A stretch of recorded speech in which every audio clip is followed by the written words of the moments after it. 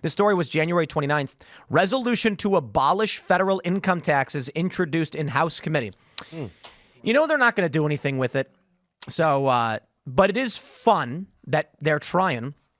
This is Buddy Carter from Georgia introduced H.R. 25 earlier this month to the White House Ways and Means Committee to promote freedom, fairness, and economic opportunity by repealing the income tax and other taxes, abolishing the Internal Revenue Service, and enacting a national sales tax to be administered primarily by the states. But let's entertain this. I completely agree with abolishing the income tax. You go back in time, and it was supposed to be only on the ultra wealthy and only like 1%. And then if you look right after World War II is when it jumps up, and basically everybody now has to do the taxes, file, get your government number and all that stuff. I'm a fan of tariffs to fund the government, as Trump has pointed out, and a sales tax. I don't think a tariff-only system is completely feasible because I don't know that we generate enough. The idea being that foreign countries would need us as customers, and thus those taxes would help fund the government. Maybe Trump makes the point that we were very wealthy when we were operating this way.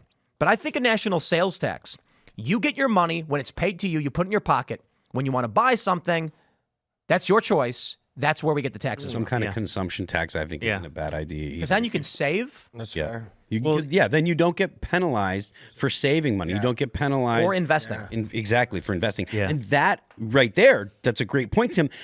If you are not penalized for investing, that's actually helping the economy in multiple ways because it's investing in businesses in the United States. Yeah. But Phil, how will the government front money for war, military-industrial complex, and other ridiculous expenditures like gender studies in Pakistan if they can't just spend the money and then take it from you later? Well, I mean, so hypothetically, having a consumption tax as opposed to an income tax doesn't change the way that money gets into the system, or doesn't necessitate a change in the way that money gets into the system. There could still be a Federal Reserve. And not saying that I endorse this, because I would love to see an audit of the Fed. I would love to see like actual money that's backed up by something other than nuclear weapons and by a tax scheme.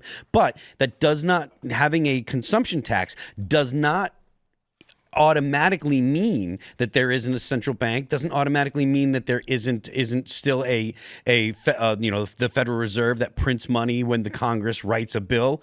All of that stuff could, in theory, still be in place, but instead of having your income taxed, you have a national consumption tax that maybe it would adjust depending, like the way that the interest rate adjusts. Compare, the cost of borrowing money. Maybe the federal consumption tax adjusts depending on the needs of the government to manage inflation. Should it be federal, or should we keep it state? No, it has to be federal because the states don't issue the currency. Yeah. We like our armed forces. Yes. We want to make sure that these guys get paid. Amen. Have you guys ever argued economics with let's just call it a more prominent leftist?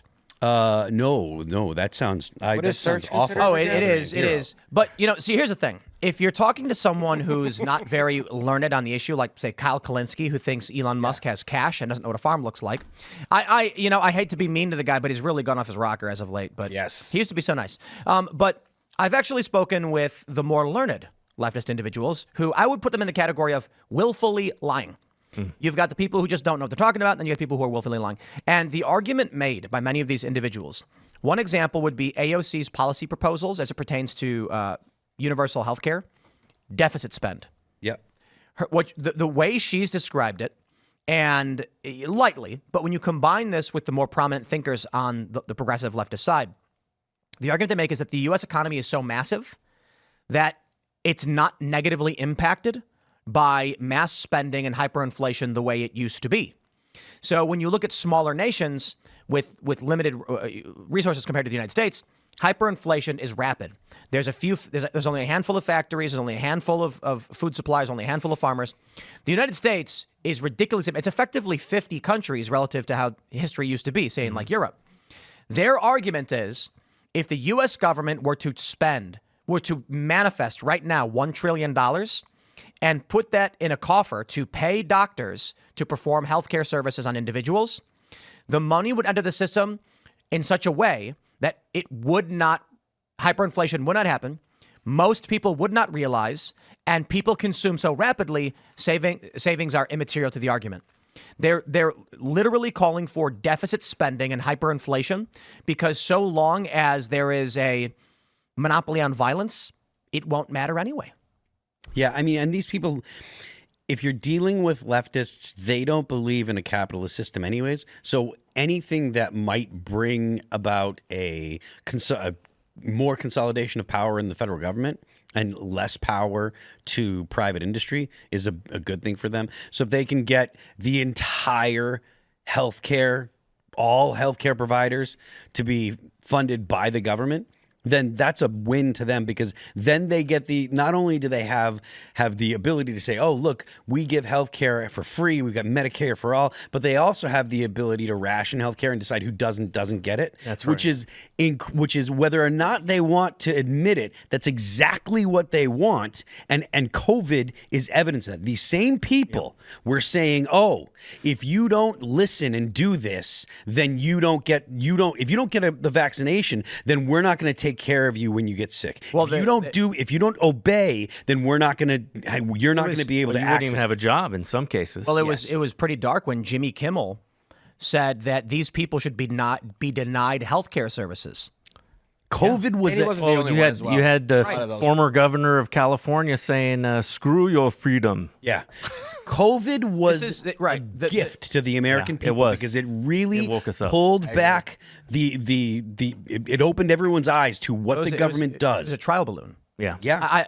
I think the policies that they wanted to enact, I think they were testing the American people's tolerance for these things. If you look at the ideas, like I'm pretty sure AOC has proposed publicly deficit spending for healthcare. What that basically means is you can't save money. They want you to live in a world of paycheck to paycheck, direct to consumer.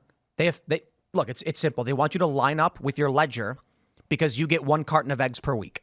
This is all leads in one direction to what we call a command economy, where there is a centralized authority that determines how and when you can buy things and how you buy it.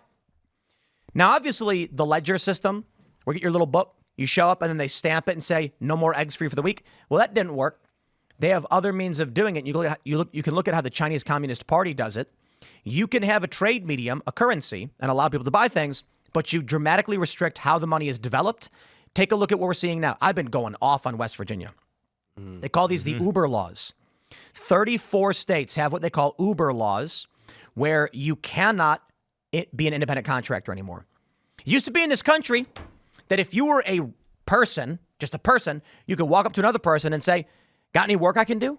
Famous old movies where the young man is traveling, he's got the stick with the napkin, and he comes up to a farmer and says, I'm just traveling on my way to West, but I need some work. And the guy says, I got some work you can do. I can pay you only a little bit. And he says, works for me. Can't do it anymore.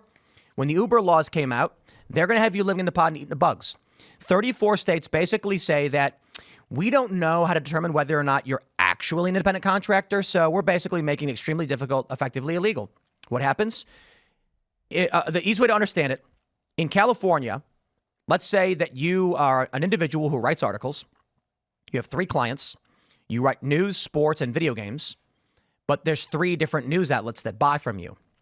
Based on the law that California passed, the moment you write 30 articles for one company, they must hire you as an employee. But guess what? That means you can't work with the other companies. What happens? They say, look, we only have you doing 3 articles per week. We're not going to hire you. Dropped. No more client. The next company says the same thing. Dropped. They all lost their job. Thousands of writers in California lost their jobs. West Virginia did the exact same thing because they don't want to be bothered to deal with tax enforcement. They want to put it on you, so they effectively make it illegal for an individual to work. Now, they don't claim that's the case. They say, no, of course you can be an independent contractor. And then the moment you hire one, you get an audit, you get scrutinized, and they tell you can't do it, it's illegal. This is how they're going to get you to live in the pod and eat the bugs. You're not going to be able to work. You're going to have to go work for the corporation. When COVID happened, mom and pop shops were shut down, but Walmart and Amazon and Target, they were allowed to operate.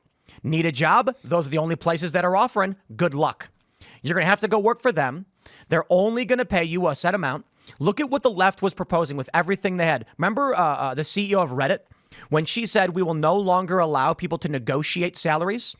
Because of the pay disparity between men and women, men are more likely to negotiate, women aren't. We're going to make it so that no matter what, you can't negotiate. If you want to work here, it's going to be this flat salary. Thank you and have a nice day. This is the world they want to build. The only way to get a job is the approved corporation the government allows to be open. They have to pay you $500 a week. Sorry, we're not allowed to pay you more. You can't negotiate. Everyone gets paid a flat amount. And then we deficit spend, but don't worry because the government will capture and control the currency. You will never have a savings. You will only have just enough to get by. I mean, the idea that the government does not, or there are not significant forces in the government that would like nothing better than to have absolute control over every aspect of your life.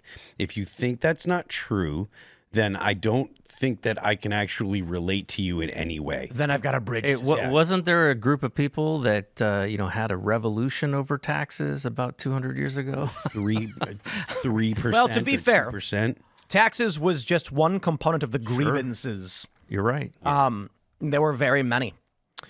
Such as effectively waging war, capturing citizens, sleeping in their homes, etc. Thanks for checking out this clip from Timcast IRL. Make sure to watch the show live Monday through Friday at 8 p.m. Subscribe to this channel, and we will see you all there.